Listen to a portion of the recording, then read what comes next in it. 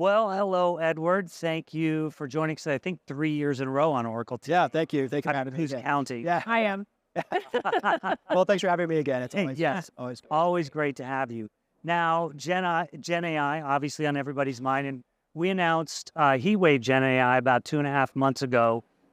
Maybe for those who don't know it yet, could you describe HeatWave GenAI at a high level at least? Yeah. So basically, in HeatWave, we've now built in vector processing, so we can take documents and any kind of freeform text, including from Lakehouse. We can generate embeddings for those documents. We can store and search for those embeddings, and then we can also actually generate output from large language models.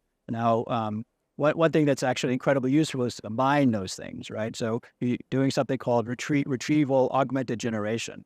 So given some sort of query, which could combine both free text and structured content, right? You can find a vector, use the vector to find documents, get snippets from that document, and use that as context for generating the output. So like answer questions much more effectively using the data that matters to the customer. Right. Right. Now, one thing that's I think very unique about our approach is that we support LLMs that are both outside HeatWave, but also built right into HeatWave. Yeah. So the announcement also dove into how we provide the industry's first ever in-database large language model. First, can you tell me what that means, the first in-database LLM?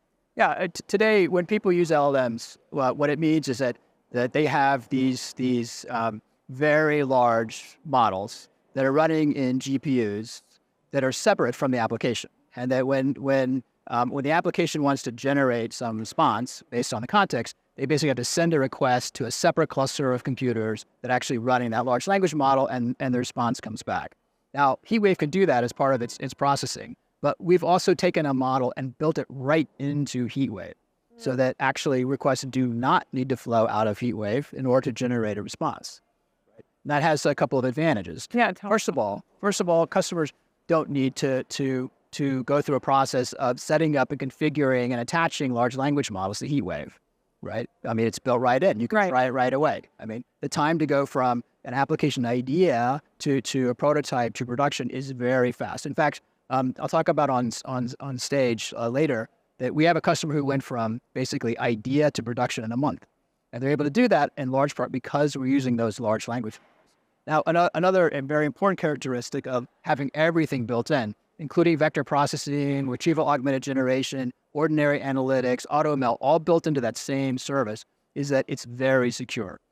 All of your data stays inside HeatWave, right? Including data that may flow to a large language model, right? So that means it makes it very easy to have everything integrated and secure and fast and performant. Right. Which is the name of the game here these days.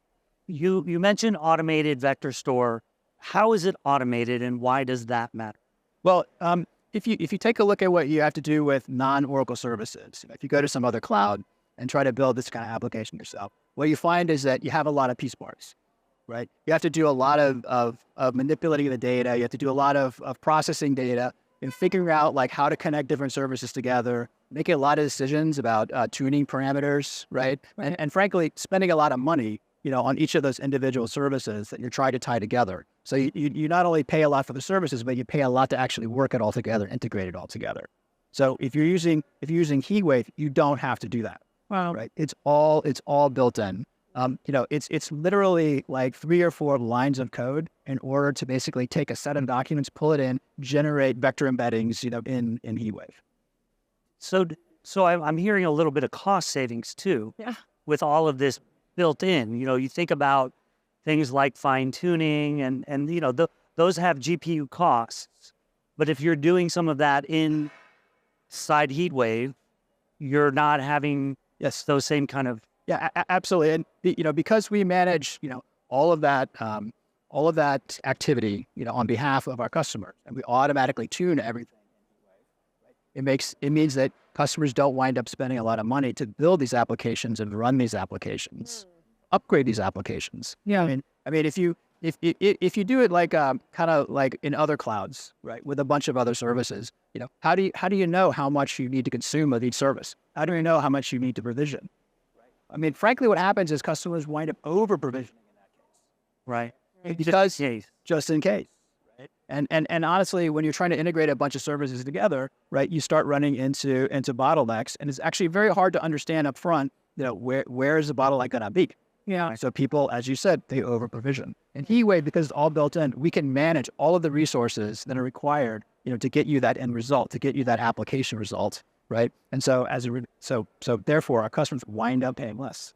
And you start without having to worry about those limitations, Yes. right? Yes. Which is a powerful thing, because now, as you said, you don't know. Yes. It's either over provision or you'll overpay Yes. to do the things you expected to do, and then you have to rethink it. Maybe a little less of having to plan that out in advance. Yes. And that's really, I think, in a lot of ways, it's the HeatWave philosophy, right? Which is that we want to do complex, hard, important things for our customers, but in a way which is very simple, right, for them. Now, under the covers, HeatWave is very sophisticated. It's very complex. We use a lot of machine learning algorithms internally to be able to automatically tune, right? To be able to be able to automatically pull data from storage nodes, at network speed, right? We do that for customers automatically, so that they don't have to worry about it. What customers need to worry about is how can I add value to my business with these incredible capabilities? Very cool.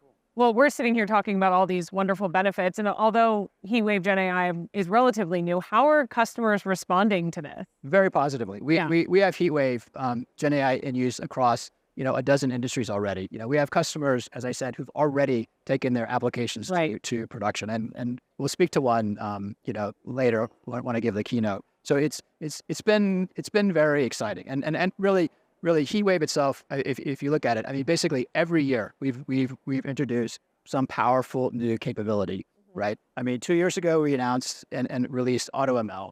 1 year ago we released Lakehouse. Right. Now we're announcing and releasing GenAI. All of that powerful capability all together in one package, right? The customers can take advantage of. I mean, and of course we're still working on further things. By having all those things working together, like Lakehouse plus AutoML plus GenAI, customers can build very powerful applications that add huge value to the business. Can you give us some specific examples of how customers are using HeatWave GenAI? Yeah. So for example, there's a food delivery company in LAD called Eat Easy. Yeah. Right. And so what they do is they use a combination of AutoML, because our AutoML includes recommendation engine. Right, so they use AutoML to generate recommendations, right, for what what I might like to order. Right, exactly. Right. Then they use GenAI to basically generate a summary of what they recommend. Right, so it's like this is what I think you ought to order. This is what I think some things would be interesting for you to consider. And they're now adding to that the ability to summarize their the various restaurants' menus for customers. Right, very cool. I love that. Yeah, I'm a sucker for that kind of thing. I am too. I'm like, because I also the typical, I never can decide what I want to eat. And so that would be really helpful for me personally. So HeatWave GenAI and other capabilities are now coming to running on AWS. Yes, that's right. So what's our value proposition for AWS customers? Well, I think just kind of taking a step back, I mean, if you look at most large customers, actually even medium-sized customers, right? Nobody is going to run on one cloud. Yeah. Right. Our customers want to use multiple clouds for various reasons. Right. And so we're very focused on making sure that customers get to choose, what cloud that they run on. Right. But if they do choose to run on something like AWS, or they do choose to run on Azure or Google, right, they can still use our powerful data services. They can still use HeatWave. They can still use Oracle Autonomous Database. Yeah. Right. Yeah. So that we're just giving our customers choice. Now, I think the best choice is Oracle across the board. Yes. but for some reasons, customers sometimes choose, say, they choose Azure for their middle tier. Fine. You can still use Oracle database services right there in that Azure data center with very low latency, taking advantage of all the powerful capabilities that we deliver through OCI. Yeah. And sometimes when we're starting to expose these things in other cloud data centers, not ours, we also have some competitive offerings in those. So in some ways, people get to see them all and make the choice of what the best technology. Look, it's what we've always done, right? I mean, I've worked for Oracle for a very long time. I joined Oracle in 1986, and so we You were 12. Yeah, seriously. I wish I was 12 because then I'd be younger now. Okay. But basically we've always worked with other companies, including our competitors. Right? I mean, and we have no reluctance at all, right, to basically let our customers choose, right? Because at the end of the day, we think they're going to choose us plenty of times. Right. Yeah. That's great. Anything we're missing news-wise with this? I think there.